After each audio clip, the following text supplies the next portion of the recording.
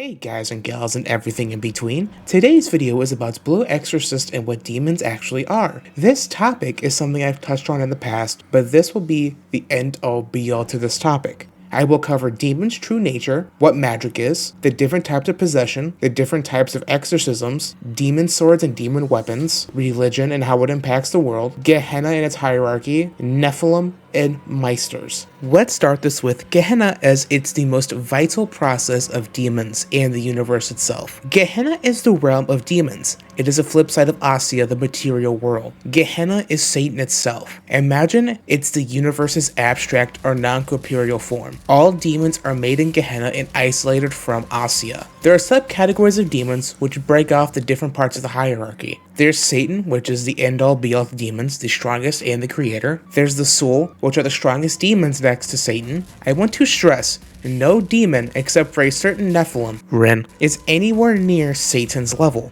There are two Soul, Shami-Haza and Armamahal, the Emperor of Creation, aka Life, Death, etc., and the Emperor of Nothingness, like imagine a void. The Baal, King of Light, Lucifer, King of Time, Mephisto or Samiel, King of Spirits, Azazel, King of Fire, Iblis, King of Water, Aegeon, King of Rot, Astaroth, King of Earth, Amaimon, King of Insects, Beelzebub. A little key thing I think people don't really realize about these demons, they aren't gendered. They can take a gender or sex they want. They don't have a sex or a gender assigned to them. They are called king because they come from Satan, and Satan is seen as this male demon in every mythology, hence why Satan is represented as male. Now, the Baal, Soul are concepts of each thing they are named after, like light, space and time, rot, etc. The stronger the Baal, the less kin they have. Kin are the lesser concepts of each primary concept. So imagine Platonic concepts. They have what is called like a form, and then there's the concept, and then there's individual entities of a concept. Kin are the individual entities of each concept they're a part of. Let's use a few examples. The Impure King is kin of Astaroth, king of rot. The Impure King spreads disease and rot through fungus and spores. Yamanataka is a Buddhist demon, producing the black flame by burning the essence of Gehenna. It is kin to Armamahal. That leads us nicely to the next stage of Gehenna and demons, Nephilim. You may ask, what the actual fuck are Nephilim? They are humans who are descended from demons. Let's say you fuck a human that is possessed by a demon like Yuri did with Satan. Or your entire bloodline is enchanted by a demon, either through ritual or, like Izuma, whose family has blood relation to the deity Ukano Mitama no Kami, which in some form or fashion has relations tying back all the way to the Kyuubi or nine-tailed fox. Nephilim typically get weaker with each generation as the bloodline gets more and more diluted. But not always. You have to remember humanity has a stronger attachment than demons, and some humans can get so strong they outrank the Baal themselves. Here's an example of something like the Nephilim's getting weaker. Ren's child won't be strong enough to defeat Satan, but Ren might be able to. Also, Nephilim by nature are unstable. The nature of demons is a fickle bitch when placed within the material bodies of humans.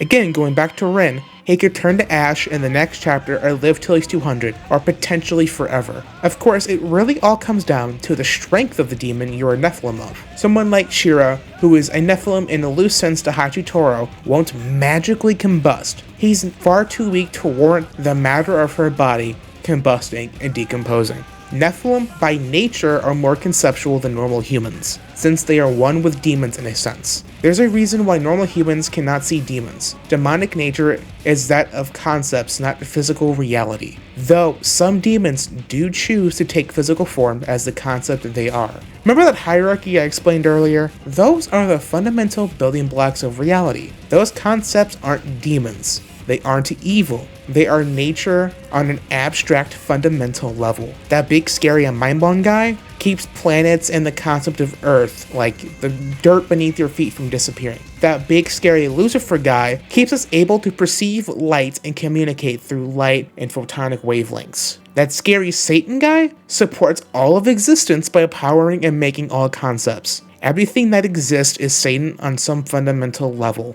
Demons are also gods in religions. Every demon can be called a god or a Buddha. So here's a few examples, like the Garden of Eden, which is Shami-Haza. Mephisto, who is Loki, Watari Garasu, the Raven, and obviously Mephistopheles. We have a type of kin called Seraphim, which is a biblical angel. Also, all of the stuff with Izumo and her past with the Inari. A big aspect of the power system relies on this religious connection. So let's go quickly over what Meisters and magic are. Let's start with magic. Magic follows Clarke's 3 laws, which are Law 1. When a distinguished but elderly scientist states something is possible, he is most certainly right. When he states that something is impossible, he is very probably wrong. Law 2. The only way of discovering the limits of the possible is to venture a little way past them into the impossible. Law 3. Any sufficiently advanced technology is indistinguishable from fiction and magic. As you can probably tell, this is the perfect backbone for a series about sentient fucking concepts. Now let's go over the Meisters, and here's a brief description of all of them. Knight. Most use demonic swords and demonic possessed weapons, like Rin.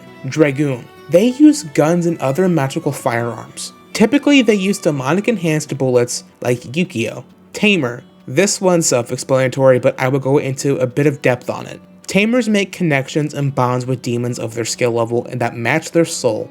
Demons amp the physical capabilities of their users, like Shima when he uses his demon Yamanataka. But if you're mentally weak or too weak to sustain the demon, they attack the user, killing them, unless you destroy the paper or the connection in some form or fashion. Arya. They recite the Bible or really any religious scripture and use sutras to kill demons. But there's multiple methods to Arya's type of attacks, which I'll get into a little bit later. Doctor. This one is super self-explanatory, but just imagine they also know how to treat demonic infections using the hidden effects of natural elements, and they can make their own bullets and other such supplies. I want to backtrack a little to Rin, as well as a few other examples of users with demonic possessed weapons. There's 3 types. Divine Protection. Demonic power infuses the weapon. A contract with a demon grants the weapon demonic power. Destroying the weapon itself means nothing.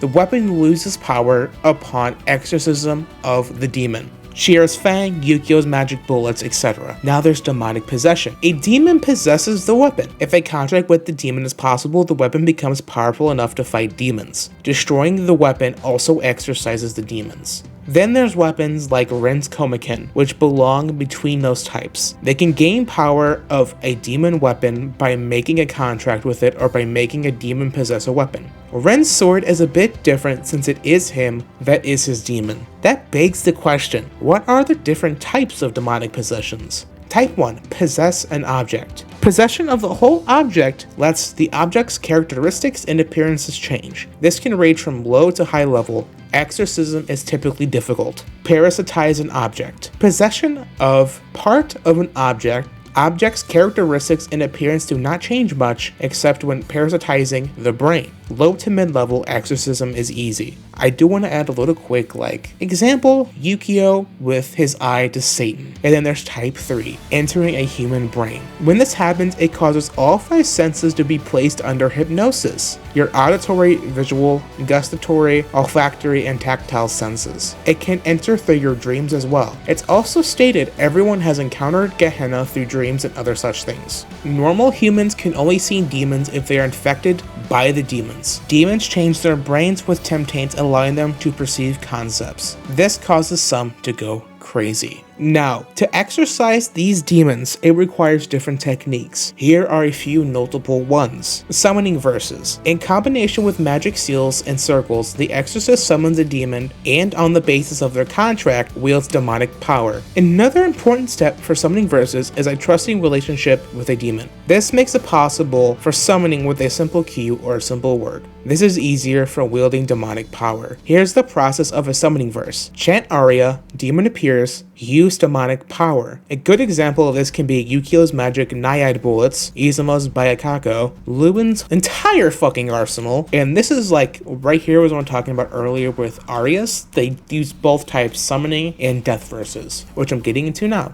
For this deadly method of exorcism, the exorcist correctly completes a chant in order to destroy a demon. You do not need a single shred of demonic bond to do this. You can get so proficient at being a concept deleter you can omit whole verses and just say one word. You can also develop new commands if you're powerful enough, especially to demons who don't have one. A key example being lightning. Again, he's a fucking monster. Here's the process for death verses. Chant aria, deal death, demon is erased. The next method is brute force, using a demonic enhanced weapon or certain natural elements they are weak against. Let's use Yukio creating his bullets. Each ingredient he adds has a certain effect against specific demons. This ties back into his Doctor and Dragoon Meisters. Another example is plain concepts like blue flame, time space, light, etc. Prime example, Ren, Satan, Yukio with Armama Hall pistols, Mephisto, Lucifer. These are just raw demonic energy. Here's how you exorcise strong demons with their own form, aka